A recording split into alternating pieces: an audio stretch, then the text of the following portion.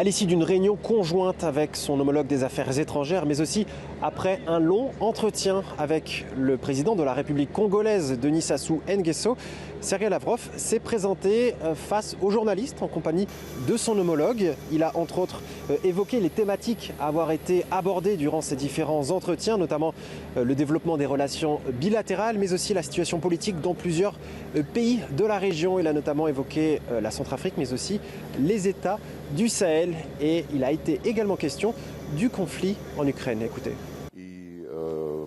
Je pense que la position du président Sassou Nguesso est juste et honnête. Il s'est montré, tout comme lors de notre précédente rencontre et de son entretien avec le président Poutine, compréhensif pour ce qui est de notre position et surtout pour ce qui est des raisons qui ont rendu nécessaire notre opération militaire spéciale. Il comprend aussi parfaitement que l'Ukraine est un outil utilisé par l'Occident pour infliger, selon les propres déclarations de ce dernier, une défaite stratégique à la Russie. Le président Sassou Nguesso, comme la plupart des dirigeants des pays de la majorité mondiale, tels que la Chine, l'Inde, le Brésil et l'Afrique du Sud, est convaincu qu'une négociation sans la participation de la Russie n'a aucun sens. La conférence pour la paix en Suisse, bien sûr, et nous l'avons dit à plusieurs reprises et tout le monde le comprend, toutes les politiques impartiales n'ont de sens que pour tenter de préserver le bloc anti-russe qui est en train de s'effondrer.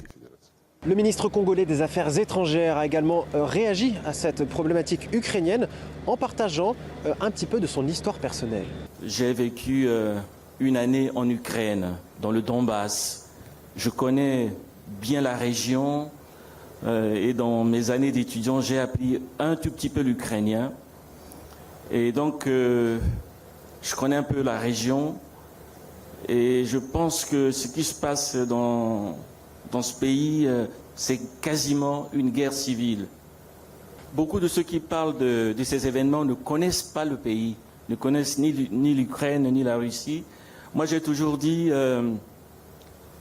on peut modifier l'histoire, on peut modifier le déroulement de l'histoire, mais la géographie, jamais on ne pourra la changer. L'Ukraine aura toujours comme voisin à l'est la Russie.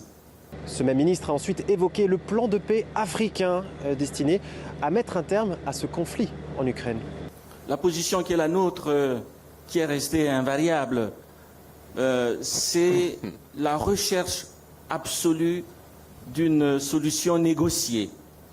En ce qui concerne la conférence de Bürgenstock en Suisse, la Fédération de Russie a été exclue et nous ne comprenons pas si c'est vraiment pour la recherche de la paix que se réunit cette conférence. On ne comprend pas. Évidemment, dans un conflit de ce genre, si on recherche vraiment la paix, il faut autour de la table les deux protagonistes. J'ai ensuite pu poser une question à Sergueï Lavrov concernant le sort de Scott Ritter, cet ancien inspecteur des Nations Unies, désormais chroniqueur sur RT, à qui on a refusé d'embarquer dans l'avion qui voulait quitter New York pour se rendre en Russie afin de participer au Forum économique de Saint-Pétersbourg. Voici sa réponse. Scott Ritter n'est pas citoyen russe, du moins il n'a pas déposé de demande de nationalité russe. Du point de vue légal, nous ne pouvons donc rien entreprendre, mais il n'est pas difficile d'avoir une idée sur notre évaluation de la situation. Il s'agit d'un nouvel exemple parmi beaucoup d'autres qui prouvent que les États-Unis, qui se font passer pour le meneur de la démocratie dans le monde entier, sont devenus un État policier, et ce depuis longtemps. Voici donc ce que l'on peut retenir de la visite express de Sergueï Lavrov en République du Congo. On a d'ailleurs vu une grande complicité entre les deux ministres, une complicité qui vient illustrer en fait une coopération de longue date depuis plusieurs dizaines d'années entre la Fédération de Russie et la République du Congo.